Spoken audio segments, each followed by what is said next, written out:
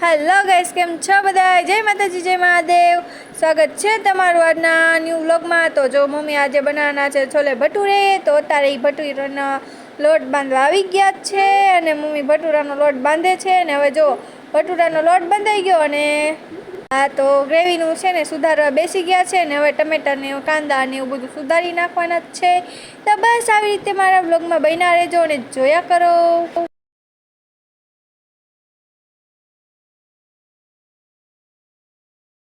તો જોવો છે ને ડુંગળીનો વારો પણ આવી ગયો છે ને ડુંગળીની કોતરિયું કાઢે છે. તો ચાલો હવે ડુંગળીનો વારો આવી ગયો છે ને ડુંગળી સુધારવા મળ્યા છે, કારણ કે ડુંગળી વિના તો છે ને ગમે એ સબ્જીમાં ટેસ્ટ આવતો જ નથી. તો ચાલો ડુંગળી સુધારવા મળ્યા છે.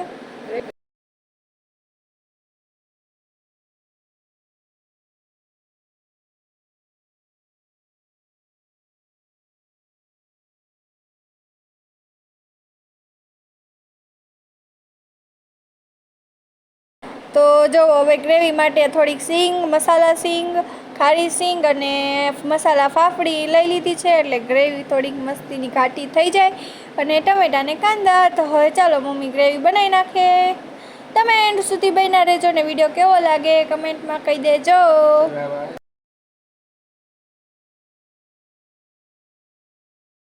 તો જો ફાફડી મિક્સર જારમાં નાખી દે અને મિક્સર સ્ટાર્ટ.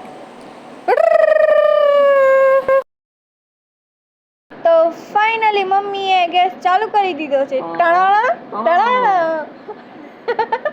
અને 2 પાવડા તેલ અંદર એડ કરી દીધું છે. અને પછી છે ને એમાં થોડોક મસાલો કરશે અને મસ્તીની ગ્રેવી બનાવી નાખશે, જોઈ લેજો. તો નાખી દીધી છે થોડીક હિંગ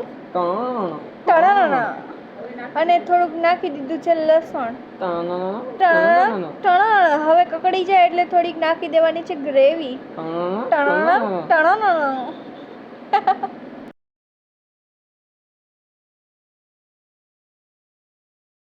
તો જો અડધી કલાકથી હજી ગ્રેવી નખાય જ છે. તો ફાઇનલી આપણી ગ્રેવી નખાઈને તૈયાર થઈ ગઈ છે. અને હવે એને અડધી કલાક હલાવીને ઉકળી ગઈ છે.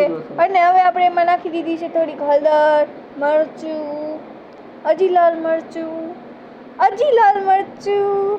ને થોડુંક ધાણા જીરું. તો ફાઇનલી ચાલો હવે છેલ્લું મીઠું નાખી દઈએ ને થોડુંક હજી દહીં બાકી છે, તો હજી દહીં પણ નાખવાનું છે. તો લાવો દહીં નાખો. હાલો, તો 1 ચમચી દહીં નાખી દીધું છે. અને હવે આપણે એને મસ્ત હલાવી નાખશું, તેથી બધો મસાલો મિક્સ થઈ જાય. ઓકે, તો ચાલો હવે 5 મિનિટ સુધી ગ્રેવી પકાવી લીધી છે. અને હવે આપણે ચણા જે બાફેલા હતા એ લઈ લીધા મમ્મીએ. ચાલો હવે નાખી દે મસ્ત ચણા. તો ચણા નાખી દીધા જ છે, તમે જોઈ શકતા હશો. ન દેખાતું હોય તો મને. તો ચાલો હવે ફાઇનલી આપણું શાક બની ગયું છે. અમે તો આ રીતે શાક બનાવીએ છીએ. તમે કઈ રીતે બનાવો છો કમેન્ટમાં કહી દેજો. અને ચાલો હવે મમ્મી ભટુરે વણવા માંડ્યા છે. તો આવી રીતે મમ્મી ભટુરે વણે છે, લોટને ઠપકા મારીને. તો આવી રીતે મમ્મી પહેલાં બધા ભટુરા નહીં વણે, કારણ કે અડધા તો મારે જ વણવાના છે. 2-3 મમ્મી વણી નાખે. તમારે જમવા આવવું હોય તો આવી જાજો મારા વાલા. તો જો આવી રીતે ભટુરા ગોળ વણી નાખશે. હવે મમ્મીએ મસ્ત તેલ લઈ લીધું છે. હવે તેલ ગરમ કરશે. તો જો તેલ ગરમ થઈ ગયું છે અને ભટુરા તળાવા મળ્યા છે. તો જુઓ કેવા મસ્ત ભટુરા તળીને ફૂલીને દડા જેવા થયા છે. તમારે જમવું હોય તો આવી જાજો, એવું મારા મમ્મી કહેવા માંગે છે. તો ચાલો હવે આપણે આવી રીતે બધા જ ભટુરા વણીને તૈયાર કરી લઈશું. તો તમે જોઈ શકો છો મસ્ત બધા આપણા ભટુરા ફૂલીને દડા જેવા થઈ ગયા છે. તો હું આવી રીતે ભટુરે બનાવું છું. તમે કેવી રીતે બનાવો છો કમેન્ટમાં કહી દેજો. અને જમવા બેસી ગયા છીએ. તો ચાલો, જો આપણી ડીશ તૈયાર થાય છે. તો મેં ડીશમાં પહેલાં તો ચણાનું શાક લઈ લીધું છે ને ઉપરથી મેં કોથમરી પણ નાખી દીધી છે. તો ચાલો બધા એ જમવા. અને આ મસ્ત આપણા ભટુરા. અને સાસ હજી આવી નથી ને સ્લાટ હજી બેન સુધારે છે. તો બસ આજ માટે એટલું જ હતું. જય માતાજી, જય મહાદેવ, હર હર મહાદેવ. વિડીયો કેવો લાગ્યો છે કમેન્ટમાં કહી દેજો. પસંદ આવે તો પ્લીઝ લાઇક, શેર, સબસ્ક્રાઈબ કરી દેજો.